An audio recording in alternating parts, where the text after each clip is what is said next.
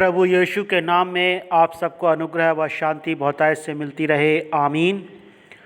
Romeo की पुस्तक उसका 13वां अध्याय 1 वचन से आगे मैं पढ़ रहा हूँ। यहाँ इस प्रकार लिखा है, हर एक व्यक्ति शासकीय अधिकारियों के अधीन रहे, क्योंकि कोई अधिकार ऐसा नहीं जो परमेश्वर की ओर से ना हो, और जो अधिकार हैं वे परमेश्वर के ठहराए हुए हैं।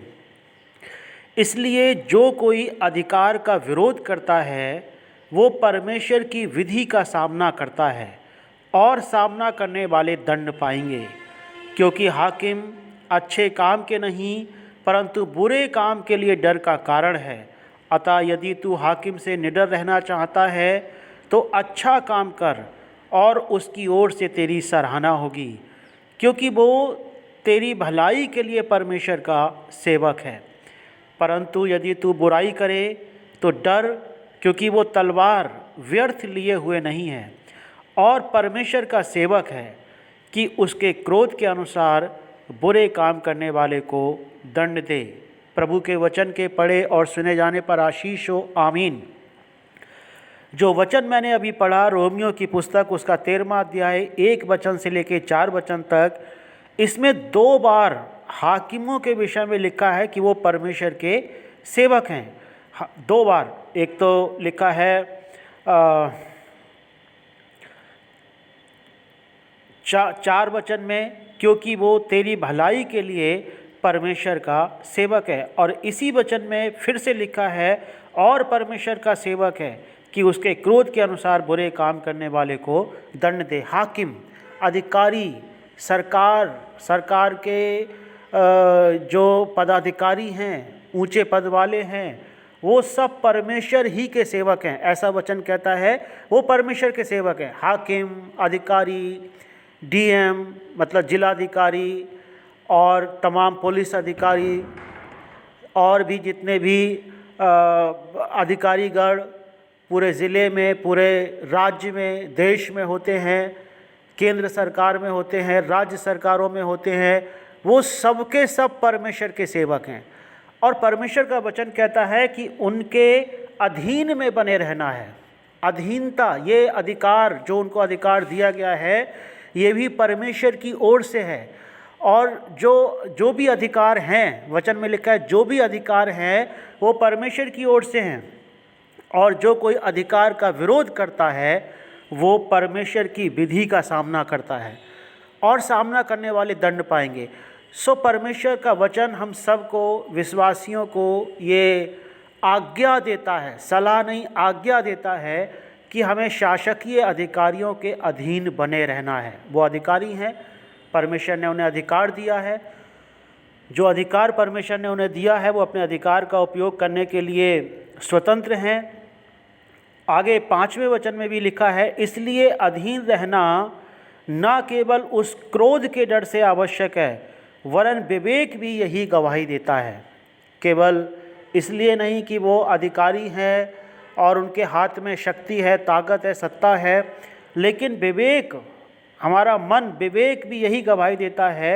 आगे लिखा है, इसलिए कर भी दो, टैक्स, क्योंकि शासन करने वाले परमेश्वर के सेवक हैं। और फिर से परमेश्वर के सेवक शासन करने वालों को बताया गया है। ऊपर भी हमने 2 बार पढ़ा कि जो हाकिम है वो परमेश्वर के सेवक हैं, और ये शासन करने वाले परमेश्वर के सेवक हैं, और सदा इसी काम में लगे रहते हैं। इसलिए हर एक का हक चुकाया करो, जिसे कर चाहिए उसे कर दो, जिसे महसूल चाहिए उसे महसूल दो, जिससे डरना चाहिए उससे डरो, जिसका आदर करना चाहिए उसका आदर करो। प्रभु के वचन के पढ़े सुने जाने पर आशीष हो, आमीन। क्या है कि इस वचन के अनुसार पौलुस प्रेरित हम सबको एक आज्ञा देते हैं कि हमें कभी भी जो आदरणीय लोग हैं, अधिकारी हैं, शासक वर्ग है या शासन करने वाले हैं, उनके द्वारा ठहराए गए नियमों के विरोध में काम नहीं करना है।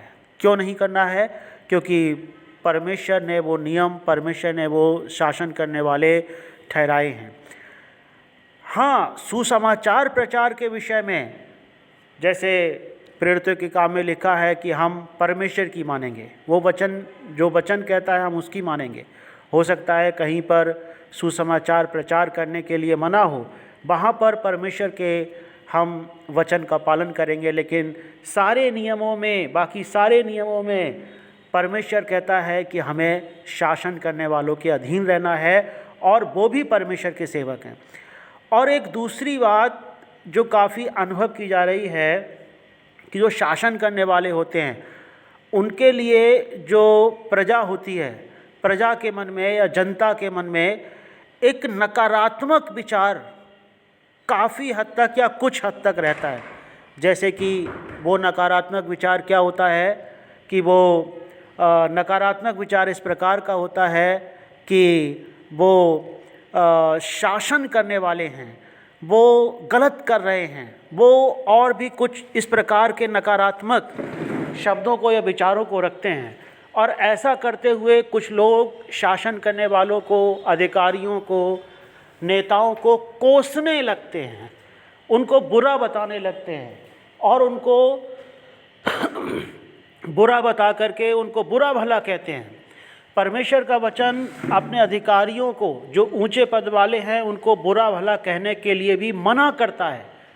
यहूदा की पत्री में भी यही लिखा है कि जो ऊंचे पद वालों को बुरा भला कहने वाले लोग हैं, अब ऊंचे पद वाले चाहे वो कलीसिया में हैं, चाहे वो सरकार में है, जनता को ऊंचे पद वालों के विरोध में उनको बुरा भला नहीं कहना चाहिए।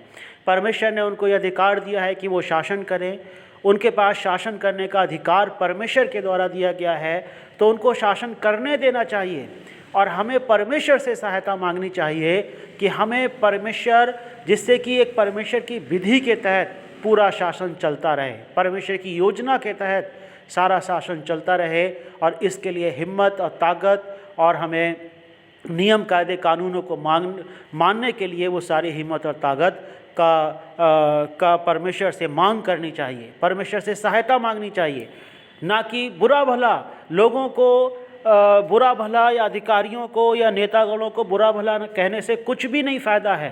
फ़ायदा तब है जब हम शासन करने वालों को शासन करने दें और स्वयं उन शासन के तहत काम करने के लिए परमेश्वर से सामर्थ्य और बल को प्राप्त करें। प्रभु आपको आशीष दे। सबको जय मसीह की।